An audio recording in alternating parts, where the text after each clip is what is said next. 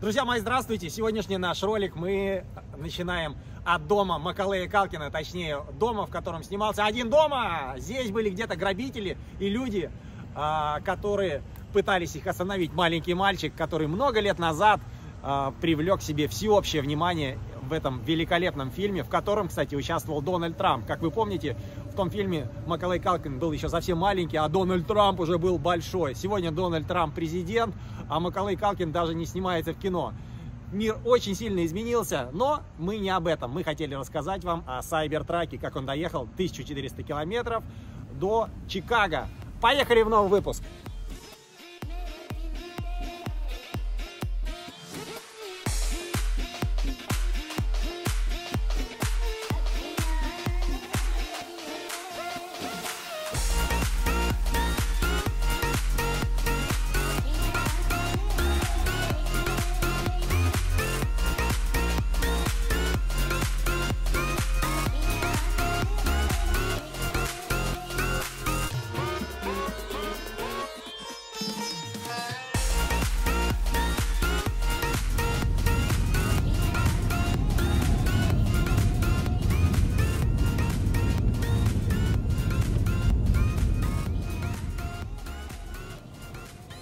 Это обычные кусочки Центральной Америки.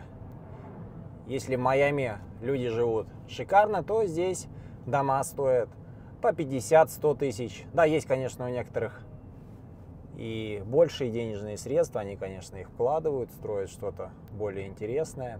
Смотрите на этот домик. Очень похож на дом Фореста Гампа. Возможно, даже это он и есть. Или нет. Где-то в таких же местах и бегал Форест Гамп. Чувствуется, что люди живут очень и очень небогато. Средняя заработная плата здесь около $2500 в месяц. Вы представляете, да, по сравнению с Майами, в котором в среднем люди получают 4,5, в 2 раза меньше.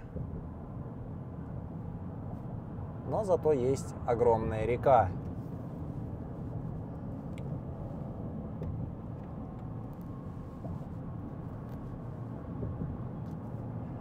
Вот в таких вот местах очень интересно поездить и посмотреть на реальную Америку. Не ту Америку, которую рисуют из больших городов, из Нью-Йорка, из Лос-Анджелеса, Майами, а ту, в которой живут большинство американцев. Такие домики. Только посмотрите на архитектуру.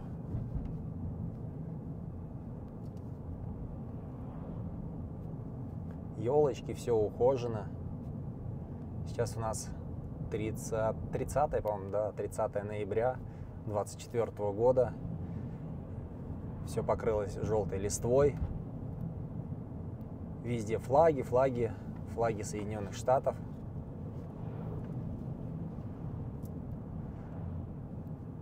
Но даже здесь, где все, казалось бы, желтое, не видно большого количества опавшей листвы, все убирают, все приводят в порядок, за всем следят. Хотя бывают менее благополучные места. Я как-то проезжал в Соединенных Штатах в центральной полосе мимо поселочков похуже, чем этот. И казалось бы, что там вообще не следят за тем, что происходит на улице. Посмотрите, справа какая церковь на холме. Церковь и рядом с ней кладбище. Таких церквей находится на территории этого небольшого городка несколько штук. Многие считают, что в США люди не сильно верующие, и это большая ошибка. Люди здесь очень и очень верующие. Количество разных религий просто зашкаливает. Если мы говорим о разновидностях христианства, то это десятки разных церквей, разных ответвлений от основной христианской религии в разные ее карманы. Баптистская церковь, церковь Иеговы, одно, второе, третье, то есть просто очень и очень много разных ответвлений. И это неплохо, люди самовыражаются, если это им нравится, то почему бы и нет. Я, например, верю в инопланетян и хочу открыть здесь где-нибудь церковь святого Андрея Инопланетянина. Решил остановиться вам поближе, показать христианский храм, витражи. И сразу напротив него располагается кладбище. Давайте зайдем, посмотрим, как все это дело оформлено.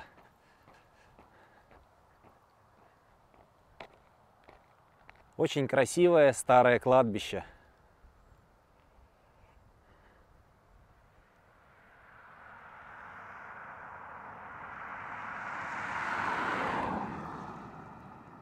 Могилы 60-х годов. Человек родился в 1885-м, умер в 60-м, 88-м. Кладбище основано еще в 18 веке.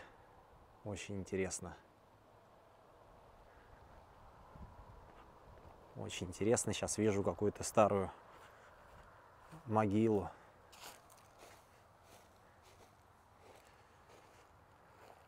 1884-1935. Подбираясь к баварской деревеньке, будьте готовы столкнуться с неимоверными пробками. Я приехал сюда, правда, в субботу, и это была моя ошибка, но сегодня 30 ноября, сегодня не праздничный день. Здесь огромное количество людей. Для центральной части Соединенных Штатов это что-то из ряда вон выходящее. Я стою уже минут 20 вот в этой непонятной пробке, с учетом того, что впереди нет ни аварии, ничего. И я так понимаю, что люди просто паркуются и перекрывают дорогу.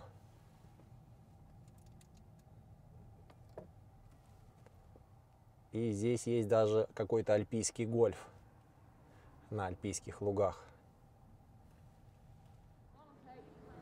Друзья, я про эту альпийскую деревеньку читал очень много, но на самом деле, если присмотреться, крыши не выложены черепицей, они просто накрыты андулином, по-моему, или как он там, рубероид называется, из мелких кусочков.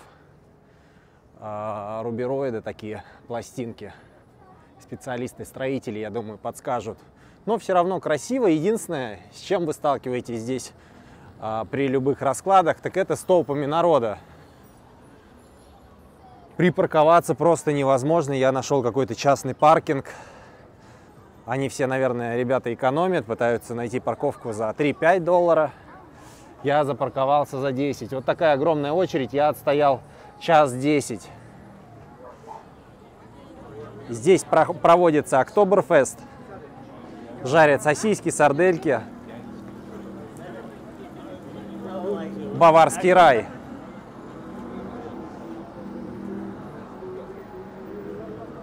Welcome to Сан-Тропе. Давайте зайдем в магазинчик, посмотрим, что они здесь предлагают.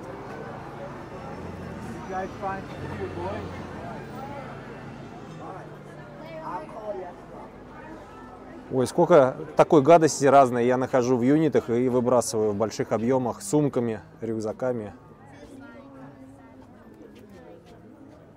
Разного рода лягушек. Лягушек вчера выбросил огромную коробку. О, далмандинец.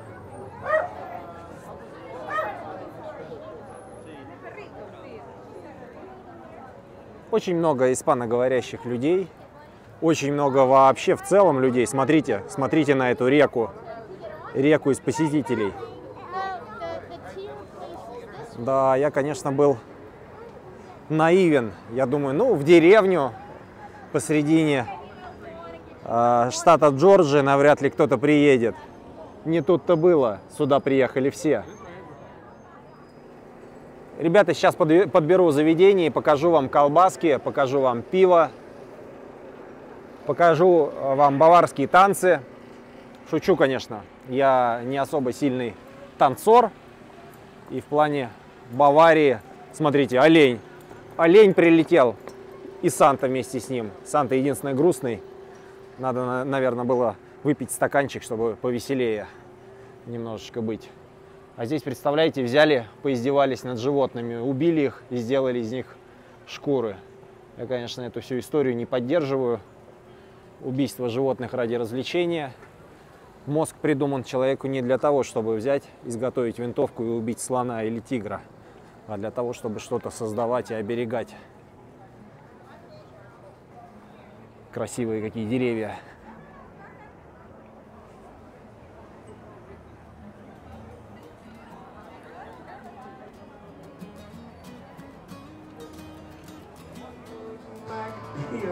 И здесь музыка кантри.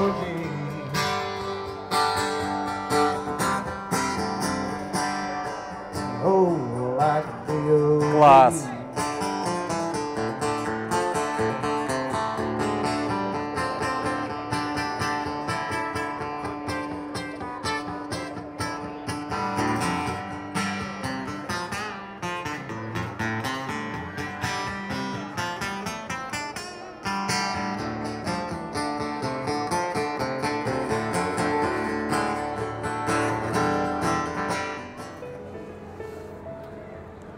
Городок на самом деле существует очень давно, но на каком-то этапе он перестал приносить прибыль. И для экономической целесообразности решили из него сделать маленькую Баварию. Запустить вот такие вот поезда, привезти сюда колбаски, сварить пиво и замутить здесь Октоберфест. И один инициативный джентльмен, который изначально предложил это сделать, также предложил его в 912-913 году назвать в честь своей дочери Хелен. Администрация города не препятствовала этому, и в результате чего город так был и назван в честь его дочери. Кстати, по городу течет вот такая красивая река.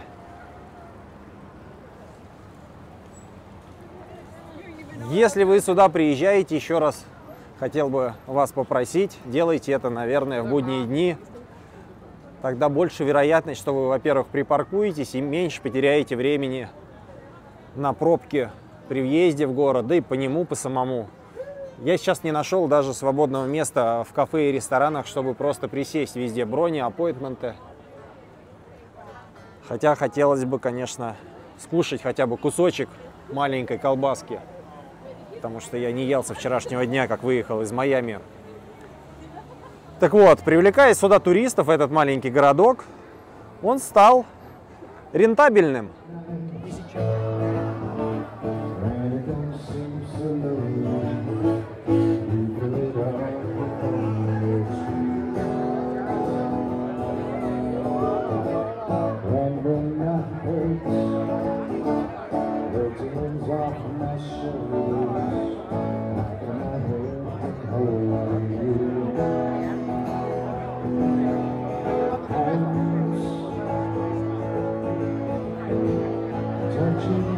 Также здесь можно встретить диких псов.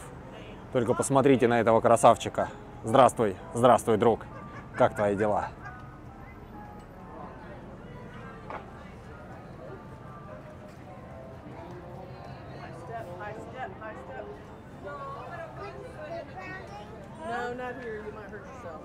О, интересно, работает ли ресторанчик на втором этаже? Возможно, мы даже сейчас где-нибудь присядем и перекусим.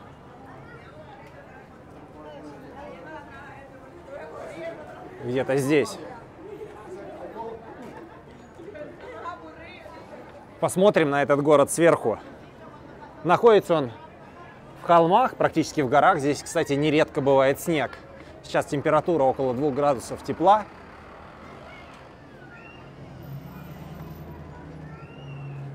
Но нередко она опускается до минуса. Сегодня, кстати, я выезжаю с этой локации и буду ехать через перевалы центральной части Соединенных Штатов в горах Апалачи. Там уже лежит снежок, и мы посмотрим, как Cybertruck себя ведет в горах.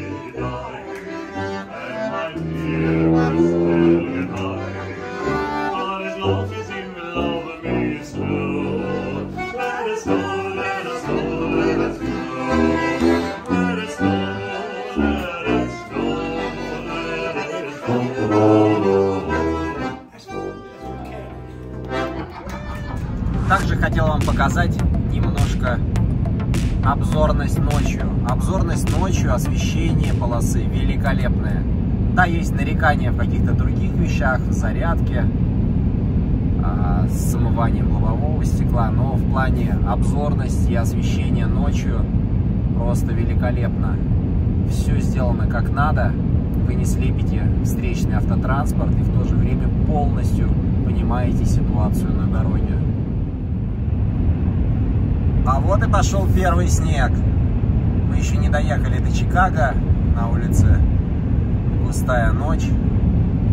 Время 11:39. И дальше, я думаю, будет веселее. Температура в районе 0, подмораживает. Посмотрим, как будет вести себя вот эта резина, которую устанавливают на Cybertruck. Мне вообще было интересно, как они в Соединенных Штатах ездят без шипов. Цепи понятно, когда сильный снег, какие-то моменты, но если дорога просто подмороженная, насколько себя уверенно будет вести автомобиль. Об этом я тоже расскажу чуть попозже. Нормальная такая метель начинается. Единственная, температура еще не слишком низкая, поэтому снег еще подтаивает, но я так думаю, что ночь только начинается, температура будет опускаться и в любой момент может очень и очень хорошо подморозить.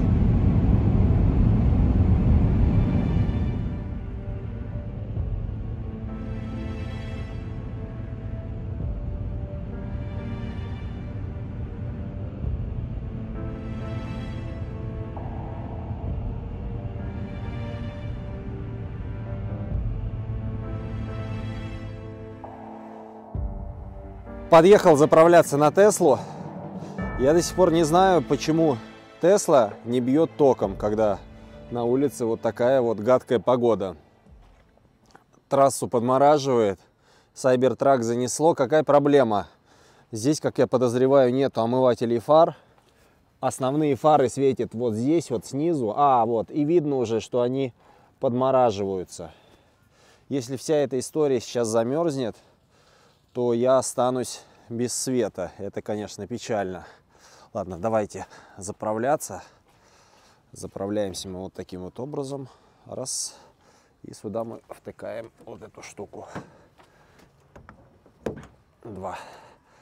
Все, пошла зарядка. Ну, надеюсь, что она пошла.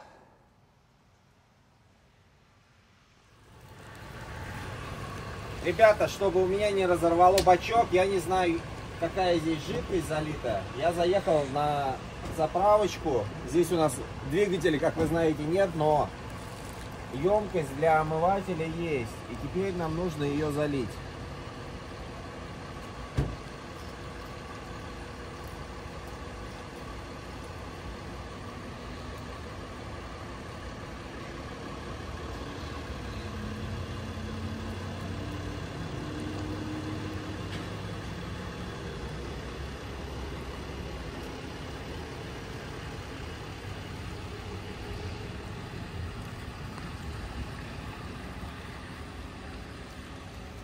Ой-ой-ой. Нифига себе. Пролили немножко. Я думаю, что все будет хорошо. Теперь у нас ничего не должно замерзнуть. До свидания, мой ласковый Миша. Погнали дальше.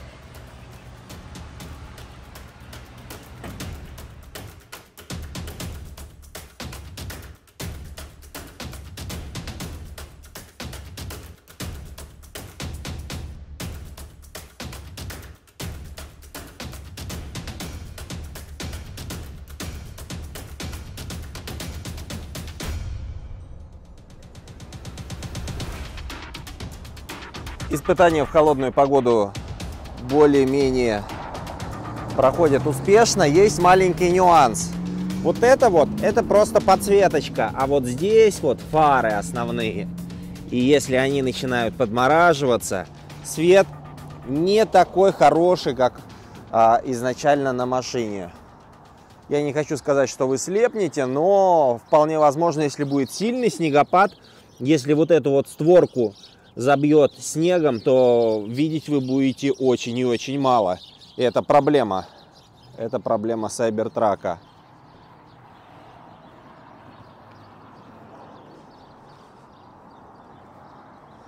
Соль. Интересно, кстати, посмотреть, как скажется на нем соль. Все дороги обсыпаны.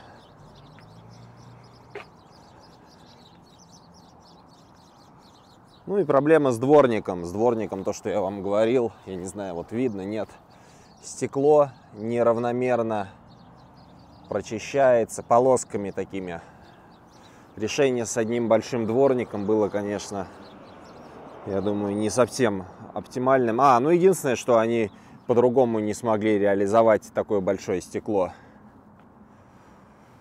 Да, до Чикаго остается километров 100, наверное. Ой, миль 100, где-то часа полтора хода.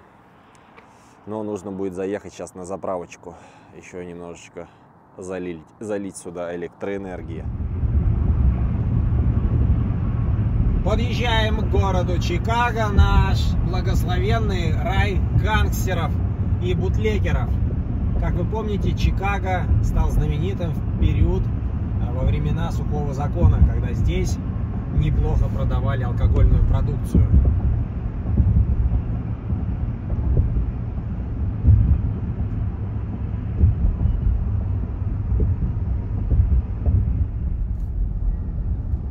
Так, вот у нас и начинаются подземные металлические уровни Чикаго.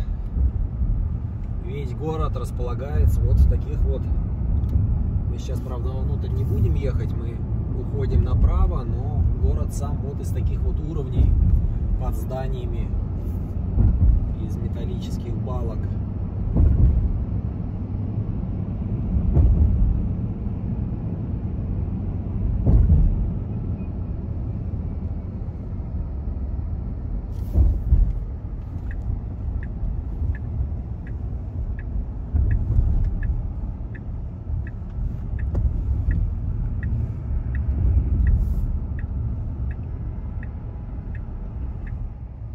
Вы когда-нибудь видели подземные перекрестки? Это как раз именно они. Здесь расположены светофоры, вся полностью инфраструктура, как будто бы мы живем где-то в подземном царстве.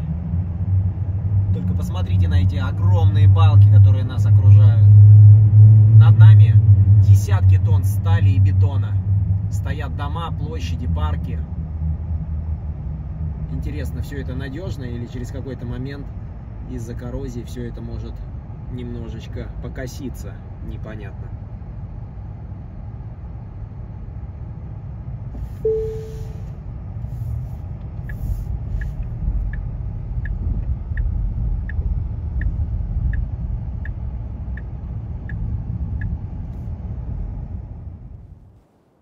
Ребята, если вы приезжаете в Чикаго, единственное, о чем я вас прошу позаботиться заранее, это о парковке. Парковка – это огромная беда здесь, в Чикаго. Или вы платите $60 плюс такс, ну или 58 ежедневно за парковку, или вы ищете парковочные места. Я вот в этой локации, это открытая парковка, нашел за $32 в сутки. Это в 20 минутах ходьбы от моего отельчика. В принципе, неплохо, но могло бы быть и лучше, если бы я заранее об этом позаботился. Это очень важные вещи. Потому что здесь везде работают эвакуаторы, и кинуть просто так тачку на улице, я думаю, у вас не получится. После 2 дней проживания на территории Чикаго возвращаюсь к Сайбертраку. Стекла в нем не разбили. Я сомневался, стоит ли его оставлять на наземной парковке. Но вроде бы все хорошо. Сейчас еду к дому, в котором когда-то снимался «Один дома». О, нож. Как раз ты мне и нужен. Теперь я в безопасности. Ладно, шучу.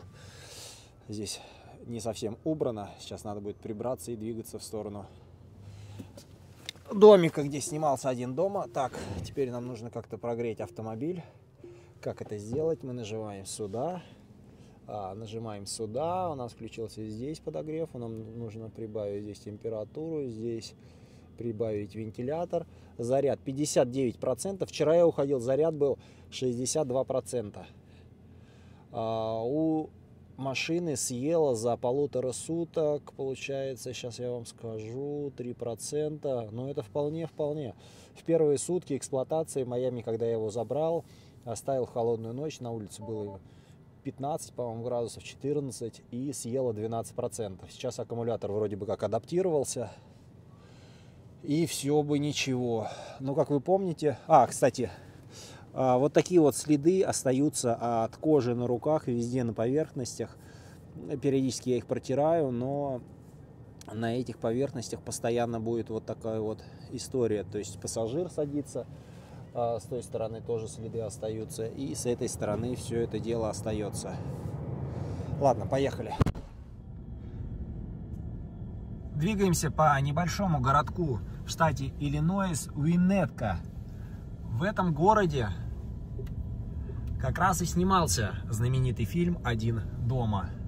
Сейчас мы пробуем добраться до самого домика, в котором происходила съемка. Там стоит с одной стороны знак «Стоп», что к нему нельзя подъезжать. Но я думаю, мы постараемся подъехать с другой стороны. Сейчас я еду по кругу. Очень красивая архитектура, красивые здания. И теперь понятно, почему же режиссер решился и продюсеры снимать именно в этой эрии.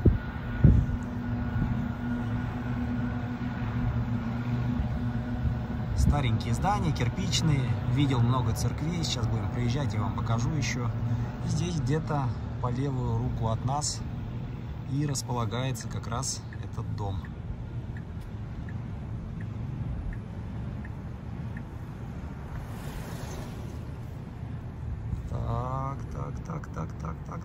Так. Подъезжаем.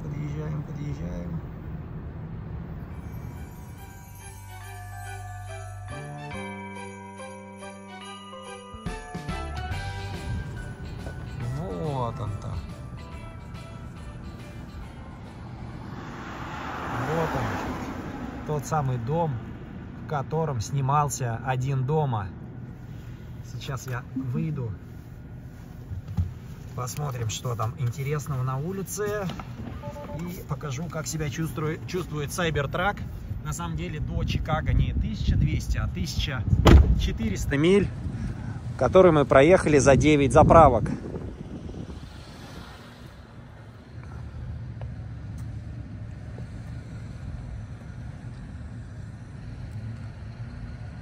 Весь грязный. Но доехавший до этого великолепного дома. Как вы помните, где-то здесь бегал Маколей Калкин и кричал: воры, воры, помогите, сейчас я с ними разберусь. Сейчас уже можно подводить плюсы и минусы Cybertruck. Какие основные минусы? Главный и, наверное, для меня основополагающий — это зарядка. Мне ни разу на протяжении всей дороги не получилось проехать больше 200 миль. Даже скажу вам больше 180-170 миль, потому что я оставлял, чтобы у меня было где-то 6-7% внутри батарейки, и заправлялся не более 90%. Хотя Tesla рекомендует заправляться не более 80% от всей емкости батарейки, для того, чтобы сберечь ее как можно больше, ну, чтобы она работала более длительный срок. Так вот, это основной минус. Помимо этого минуса, я вам уже показывал в дороге, это проблема с фарами. Они располагаются вот в этих отсеках. И если вся эта полость забивается снегом или грязью, вы можете оказаться практически слепыми ночью. И вам будет крайне неудобно двигаться по ночной магистрали. Придется как-то это все дело очищать. Грязь вот эта, я думаю, что это плюс. Нержавейка — это не оцинковка все-таки, и она не должна коррозировать. Посмотрим, как это все будет выглядеть в дальнейшем. Но я не считаю, что это проблема. Некоторые из-за этого сильно волнуются. Также лобовое стекло. Лобовое стекло, как вы помните, в ночное время, если идет встречный дождь или снег, оно очень сильно из-за своей формы создает иллюзию, такое свойство лобового стекла, когда вы думаете, что на вас надвигается целая туча или ураган, хотя на самом деле идет небольшой снежок. Оно как бы увеличивает каждую из снежинок, как огромная лупа. И это очень нехорошо. Это мешает движению, вы постоянно думаете, каким образом двигаться дальше. На вас надвигается этот ураган, и это мешает водителю. Даже если вы являетесь опытным водителем, я напомню, у меня больше 20 лет без аварийного стажа. Вот такие вот основные 3 минуса. Сейчас поговорим о плюсах. Какие плюсы? Плюсы, конечно, багажник. Закрываемый багажник, в который я кинул несколько сумок, в нем осталось море места. Вы можете пользоваться этим абсолютно универсальным автомобилем. Для Соединенных Штатов это просто незаменимая вещь. Футуристическая форма. Да, он вышел не так давно, и поэтому большинство из людей, которые видят меня, подъезжают, можно сфотографироваться, можно нам на него посмотреть, можно постоять рядом. Да, и это, я думаю, только начало. В дальнейшем будут разрабатываться более интересные модели автомобилей, тоже с современными футуристичными формами. Когда-нибудь к ним приделают крылья, они начнут летать. Так что я думаю, что форма — это огромный плюс, хотя многие считают, что это нюансы, и все это на самом деле некрасиво, похоже на какой-то мусорный бак. Высокая подвеска, полный привод, ускорение. У меня двухмоторная версия, я напомню вам, поэтому еще на самом деле не хватает аккумулятора больше, чем на 200 миль. Это базовая комплектация. Но даже в этой двухмоторной версии вы обгоните большинство спортивных автомобилей на хайвее. Конечно, гоняться не стоит, но в целом у вас всегда есть запас мощности. Кстати, помимо тех минусов, о которых я вам сказал, я все-таки считаю минусом вот этот огромный дворник. Почему минус? Потому что он не дочищает лобовое стекло. Лобовое стекло, если мы возьмем вот эту верхнюю часть, нижняя часть еще более-менее чистится, верхняя плохо дочищается. Когда идет распыление из самого дворника, я не знаю, сейчас мы посмотрим, я попробую показать. Да, вот видите, мелкие, я не знаю, сфокусируем сейчас, мелкие точечки, вот они, из них распыляется хладоген, омыватель лобового стекла в зимнее, в летнее время года. И попадает все это на лобовое стекло. Попадая на лобовое стекло, он неравномерно распыляется за счет соприкосновения дворника, который является очень и очень огромным. И не по всей плоскости прилегает хорошо. Вот где-то здесь, в верхней плоскости, он прилегает не очень плотненько к поверхности лобового стекла, из-за чего происходит недочищание. Плохая очистка лобового стекла. Я думаю, в дальнейшем все это дело попытаются исправить, изменить, может быть, саму конструкцию дворника, может быть, добавят еще что-то, не знаю. Но проблема имеет место быть. Кстати, по минусам я забыл сказать, я останавливался и во время движения также спал сзади, на задних сиденьях. Во время движения или когда ты останавливаешься, пытаешься поспать сзади, дует с дверных проемов. Хотя, казалось бы, резиночки вроде плотненькие. Где они у нас? Вот они. Резиночки плотненькие. Вот одно уплотнение здесь. И второе уплотнение вот здесь у нас по всей длине. Но оно, кстати, оно очень такое мягенькое. И я думаю, что, может быть, нужно менять будет резинки вот эти. Может быть, они в дальнейшем выпустят какой-то возврат, какую-то отмену и решат эту проблему сами. Но ситуация имеет место быть. Такие вот плюсы и минусы. Плюсы, еще раз, это то, что у него интересная форма, это то, что вы сможете пользоваться им универсально, как дома, на работе, для рыбалки, для путешествий. В плане того, что он, в принципе, не сильно пачкается, сделан из нержавейки. А минусы, как я вам и говорил, это батарейка, лобовое стекло. его форма, его очищение, то, что он немножечко продувается. Ну, вот такие вот нюансы по Cybertruck в результате его использования. На сегодня я на нем проехал несколько тысяч миль, и мне уже есть что о нем сказать. Морозное утро, стекло немножечко отходит, я только-только включил все обогревы. Вчера, кстати, должен был загрузиться полный автопилот, давайте посмотрим. Autopilot, automatic, yes, visualization, yes.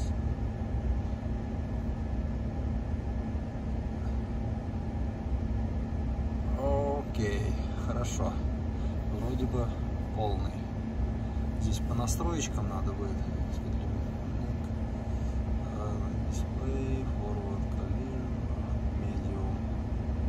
Ну, это средние настройки все.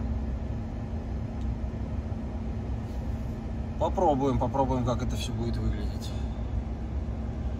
И стоит, кстати, эта вся история $100 в месяц. Подписка на полный автопилот. Ребята, тестирование автопилота в Тесле Cybertruck началось, пока еду на стреме. Пытаюсь схватить руль, но руль хватать не надо. Вы видите, на дисплейчике здесь показывает желтую линию, показывает впереди то, что свободно. Когда расстояние до впереди идущих машин большое, а справа открываются карманы, я перестраиваюсь. Я не знаю, сейчас вот по идее он должен перестроиться. Да, как раз сейчас мы перестраиваемся автоматически, я ничего не трогаю. Поворотники и все остальное, подруливание включает в себя сам автомобиль. Единственное, конечно, хотелось бы официанта, и чтобы он раздавал напитки. Вам шампанское, устрицы, лангусты. Да, нужно будет поселить на заднем сидении какого-нибудь небольшого официанта или официантку.